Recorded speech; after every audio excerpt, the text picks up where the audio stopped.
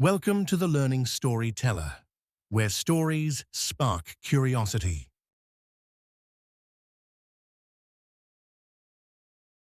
नमस्कार दोस्तों, आप देख रहे हैं दी लर्निंग स्टोरी टेलर। आज हम लेकर आए हैं राग दरबारी का एक बेहद भावुक और सोचने पर मजबूर कर देने वाला अध्याय, भाग 31, रंगनाथ का मोहभंग। इस भाग में रंगनाथ के टूटते हुए सपनों और बदलती सोच की कहानी है। जब आदर्शों की टक्कर हकीकत से होती है, तो इंसान या तो झुक जाता है या फिर खुद को बचाने का रास्ता चुनता है। क्या रंगनाथ ने हार मान ली, या ये उसके जीवन का सबसे बड़ा सबक था? जानने के लिए वीडियो को अंत तक जरूर देखें। अगर आप ऐसी ही दिल को छू लेने वाली कहानियां पसंद करते हैं, तो चैनल को सब्सक्राइब करना न भूलें। भाग 31, रंगनाथ का मोहभंग। शिवपालगंज की हलचल अब धीरे धीरे शांत हो चुकी थी, लेकिन रंगनाथ के मन में तूफान चल रहा था।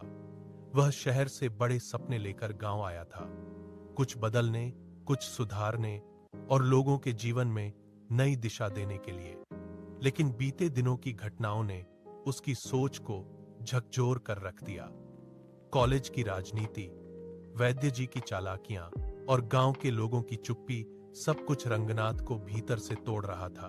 उसे महसूस हुआ कि यहां सच्चाई और ईमानदारी की कोई कीमत नहीं है, बल्कि चालाकी और स्वार्थ ही आगे बढ़ते हैं। एक दिन वह अकेला तालाब के किनारे बैठा था। उसने खुद से सवाल किया, क्या मैं गलत था? क्या बदलाव की उम्मीद करना ही मेरी सबसे बड़ी भूल थी? उसकी आंखों के सामने वे सारे दृश्य घूमने लगे, जब उसने सच्चाई के लिए आवाज उठाई, लेकिन हर बार उसे दबा दिया गया। उसी समय वैद्य जी वहां आए। मुस्कुराते हुए बोले, बेटा, गांव को बदलना आसान नहीं होता। यहाँ लोग नहीं, परंपराएं चलती हैं। अगर रहना है तो ढलना सीखो। रंगनाथ ने उनकी बात सुनी, लेकिन अब उसके भीतर कुछ बदल चुका था। उसने समझ लिया कि इस माहौल में रहकर वह अपने आदर्शों को नहीं बचा पाएगा। उसने निर्णय लिया कि वह शिवपालगंज छोड़कर वापस शहर जाएगा।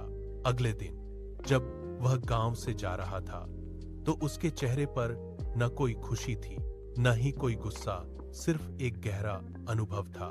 उसने सीखा था कि हर जगह सच्चाई की जीत नहीं होती, लेकिन अपने सिद्धांतों से समझौता करना सबसे बड़ी हार होती है।